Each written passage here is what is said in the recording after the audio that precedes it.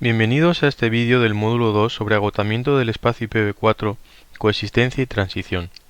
Mi nombre es Álvaro Vives y a continuación os voy a hablar de los mecanismos de transición IPv6 basados en túneles. Se verán las siguientes ideas: introducción a túneles, túneles 6in4, túnel broker, 6to4, 6RD y DSLite. Los mecanismos basados en túneles se deben usar cuando se quiere enviar un paquete de una versión de IP a través de una red que no soporta esa versión. Para ello se encapsula el paquete a enviar en un paquete IP de la versión soportada por la red a atravesar. Veremos que los túneles pueden ser estáticos o automáticos. Estáticos cuando se configuran de manera estática los extremos del túnel, normalmente de manera manual. En cambio, los túneles automáticos establecen su configuración o parte de ella de manera automática, sin necesidad de configurarlo explícitamente. Los túneles también pueden ser punto a punto o multipunto. Los túneles punto a punto solamente conectan dos puntos de red, dos interfaces de túnel, de forma que los paquetes que entran por un extremo del túnel se encapsulan en otro paquete IP que atravesará una red para llegar al otro extremo del túnel, donde se desencapsula y se saca el paquete original. Los túneles multipunto conectan varios puntos de red o interfaces de túnel, de forma que un paquete que entra en el túnel se encapsula y puede ser entregado en uno de varios posibles puntos de salida del túnel. Estos mecanismos basados en túneles son el más común de todos los mecanismos. Se han definido muchos a lo largo del tiempo, pero muchos han quedado obsoletos y otros se están desarrollando en la actualidad. Se puede encapsular IPv6 directamente en IPv4, o se puede utilizar una cabecera GRE, o utilizar UDP para encapsular IPv6 dentro de IPv4, lo que normalmente se utiliza para atravesar NATs, o incluso encapsular IPv4 dentro de IPv6. A continuación veremos con algo de detalle algunos de estos mecanismos basados en túnel, especialmente los más utilizados en la práctica. Los túneles 6in4 consisten en encapsular IPv6 que se identifica con el número de protocolo 41 dentro de un paquete IPv4. Es un túnel punto a punto estático y configurado manualmente. Se puede encapsular IPv6 directamente sobre IPv4 o se puede utilizar una cabecera GRE para ello. Como se ve en la figura, para atravesar una red solo IPv4 se puede configurar un extremo del túnel en un router y el otro extremo en otro router que está conectado a la Internet IPv6, por lo que podrá ofrecer servicio de conectividad IPv6 a través del túnel a toda la red conectada al router que establece el túnel. También se puede configurar el túnel desde un host, que de esta manera obtiene conectividad de forma individual. El túnel broker no es más que un agente que pretende automatizar la creación de túneles 6in4, ofreciéndolos como servicio. Normalmente, uno debe registrarse en una página web donde solicita la creación del túnel, y el túnel broker se encarga de configurar su extremo del túnel, en el servidor de túneles, que suele ser un router conectado a la Internet IPv6. El túnel broker enviará instrucciones para que el usuario configure su extremo del túnel, en función de su IP y el sistema operativo utilizado, y le dará toda la información necesaria.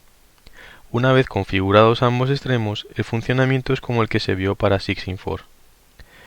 Estos son algunos ejemplos de servicios gratuitos de túnel broker, que utilizan distintos protocolos para establecer el túnel punto a punto.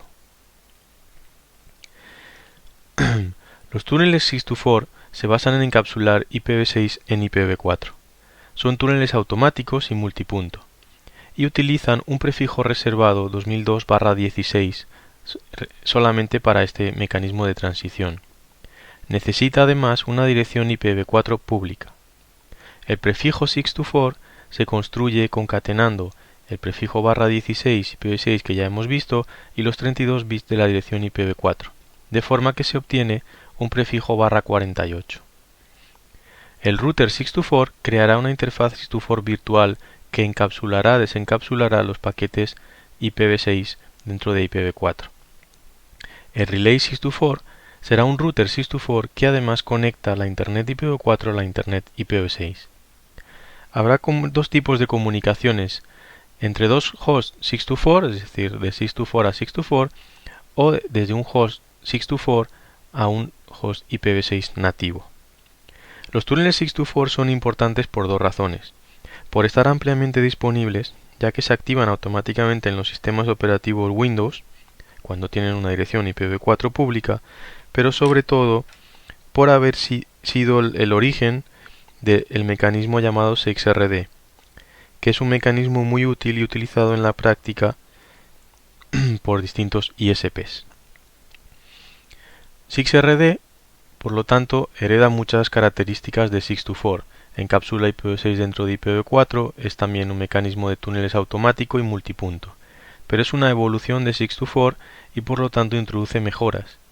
La primera es que no necesita un prefijo reservado, sino que utiliza direcciones globales, las Global Unicast Addresses, propias del ISP. Además puede utilizar direcciones IPv4 privadas siempre y cuando el ámbito donde se utilice el mecanismo 6RD, estas direcciones sean únicas. Sigue usando un prefijo IPv6 concatenado a una dirección IPv4 para formar lo que se llama el prefijo 6RD del usuario. Es una solución muy buena para ISPs, dado que el uso de 6RD es transparente al resto de Internet. Se utiliza solamente dentro del ISP, donde tiene control sobre todos los elementos de esta solución. Igual que 624, habrá dos tipos de comunicación: entre nodos 6RD, de 6RD a 6RD, o entre un nodo 6RD y un nodo IPv6 nativo. Este mecanismo se encuentra disponible en los principales fabricantes y se ha utilizado en la práctica por ISPs. Algo que debe entenderse es el direccionamiento usado en 6RD. El prefijo delegado 6RD es el prefijo que puede usar el CPE del usuario final para direccionar sus redes internas, y estará compuesto por el prefijo 6RD usado por el ISP para este mecanismo de transición y una dirección IPv4 o parte de ella. En algunos casos se puede eliminar parte de la dirección IPv4 cuando esa parte es la misma en todos los nodos de la red, es decir, hay unos bits comunes. Si el prefijo 6RD es menor de 64 bits, el CPE podrá crear subredes de 64 bits. Veamos un ejemplo. El prefijo 6RD utilizado por el ISP será un /32, por lo tanto n en este caso son 32 bits, el 2001 DB8. Las direcciones IPv4 utilizadas por todos los CPEs y por el ISP internamente pertenecerán al prefijo 10.000/8. Por lo tanto, habrá 8 bits que van a ser comunes a todos los nodos de esa red y se utilizarán entonces solamente los 24 bits de más a la derecha o de menor peso. De esta forma, el prefijo delegado 6RD será un /56, compuesto de los 32 bits del prefijo 6RD y los 24 bits de la dirección IPv4. Si la dirección IPv4 del CPE fuese la 10.002, cogeríamos los 24 bits de menor peso, 002, los convertiríamos en hexadecimal para concatenarlo al prefijo 2001 DB8, de forma que nos queda el prefijo /56 que vemos ahí. Lo que está marcado en rojo sería la dirección IPv4 embebida dentro de la dirección IPv6. Tendríamos por lo tanto 8 bits como subnet ID para crear hasta 256 posibles redes /64. Veamos el caso de la comunicación entre dos hosts 6RD entre sí. Tenemos un router 6RD que tiene una dirección IPv4 10.022. Convertimos esta dirección a hexadecimal y la concatenamos al prefijo que utiliza el ISP, el 2001 DB8/32, de forma que obtenemos un prefijo /64 que podemos utilizar para direccionar hosts en una LAN a la que da servicio este router 6RD. Ahí vemos el host A tendría la dirección IPv6 acabada en 2.2.2. Igualmente, cualquier otro router 6RD dentro del ámbito del ISP con una dirección, por ejemplo, 10.066, haríamos el mismo proceso para crear también un prefijo /64 con el que direccionar un host B que tendría una dirección acabada en 2.2.6. A partir de ese momento, esos dos hosts ya podrían comunicarse entre sí. ¿Cómo ocurriría esto? Los paquetes nativos IPv6 viajarían en la LAN hasta el router 6RD, que lo encapsularía en IPv4 y lo mandaría hacia el otro router 6RD, que lo desencapsula y lo envía nativo IPv6 hacia el host B. Las direcciones utilizadas serán IPv6 origen, la dirección del host A, y la dirección destino, la del host B. El truco aquí, por eso está marcado en rojo, es que el router 6RD, cuando ve la dirección destino, sabe que está utilizando el prefijo utilizado para 6RD y por lo tanto puede buscar la dirección IPv4 embebida del router destino, que sería la 10.066. De forma que cuando encapsula, utiliza para IPv4 dirección origen su propia dirección IP y como dirección destino la 10.066 que ha encontrado embebida en la dirección IPv6 destino, de forma que llega al router correcto. En el caso de querer comunicar dos hosts, uno A, que sería un host 6RD, y un host B, que es un host global en la Internet global con una dirección global, necesitamos un elemento llamado el relay 6RD, que conecta ambos mundos. El relay va a anunciar hacia la red interna una dirección en ICAS conocida, que se va a utilizar por defecto para enviar el tráfico 6RD. Y hacia la Internet IPv6 anunciará el prefijo utilizado dentro del ISP para el servicio 6RD.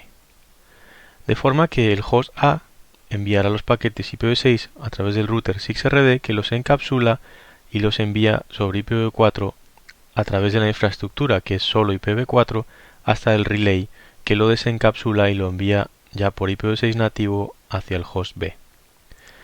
Aquí de nuevo el tráfico IPv6 irá nativo hasta llegar al router 6RD, donde se encapsula en un paquete IPv4. La dirección origen IPv6 será la del host A, la dirección destino será la dirección global del host B, y lo que va a ocurrir es que el router 6RD, al ver que la dirección destino no pertenece al prefijo utilizado para 6RD, sino una dirección global, va a encapsular en IPv4 utilizando siempre su dirección IPv4 origen y dirección destino la dirección en ICAS conocida para este servicio 6RD dentro de la red del operador, la 192.88.99.1. Es decir, siempre que haya un paquete destinado a una dirección que no sea del prefijo 6RD, se envía esa dirección de forma que va a acabar llegando a uno de los relays que pueda implementar el ISP. Cuando llegue al relay lo desencapsula y lo envía por IPv6 nativo. Otro mecanismo basado en túnel es el llamado DSLite. Es ya un mecanismo de transición avanzado porque se basa en tener la red principal solo con IPv6 nativo y encapsula IPv4 dentro de IPv6 para ofrecer conectividad IPv4. Se ha diseñado para que ayude con el agotamiento de direcciones IPv4 y lo hace mediante un NAT grande, potente, donde se comparten las direcciones IPv4 públicas entre los usuarios. El truco aquí está en que solamente se hace NAT una vez en ese NAT grande y no en el CPE. Los elementos de DSLite se llaman AFTR, Address Family Transition Router, también llamado Carrier Grade NAT o Large Scale NAT, para lo que es el NAT grande o el servidor de túneles, y B4, Basic Bridget Broadband, el cliente que crea el túnel. El tráfico IPv6 se enviará por tanto de forma nativa directamente hacia la Internet IPv6. El tráfico IPv4 que llega al CPE para ser enviado a la Internet IPv4 se encapsula en IPv6 en el CPE sin hacerle nada, y una vez en el AFTR central se desencapsula y se le hace NAT para enviarlo a la Internet IPv4. Veamos con detalle cómo funciona DSLite. El tráfico IPv6 circula de forma nativa de principio a fin. En cambio, el tráfico IPv4 se enviará hasta el CPE o el B4 con, en este ejemplo, dirección origen la 10.002 y dirección destino una dirección global de Internet, la 1234, de forma que cuando llegue al B4 se encapsulará en un paquete IPv6 con dirección origen la del B4 IPv6 y dirección destino la de la FTR IPv6. Este paquete atravesará la red principal, que es solo IPv6, y cuando llegue a la FTR se desencapsula el paquete IPv4, se le aplica NAT y se envía el paquete ya con el NAT realizado. Lo que se va a hacer es cambiar la dirección origen IPv4 a una dirección pública que tiene la FTR, una o de un pool de direcciones públicas que tenga. En nuestro ejemplo, pues se utilizará, por ejemplo, la 1111 como dirección origen y dirección destino la 1234 inicial del paquete, de forma que pueda venir una respuesta y llegar a la FTR que deshará el NAT. Gracias por la atención, hemos visto mecanismos basados en túneles y en el siguiente vídeo hablaremos de mecanismos que utilizan traducción.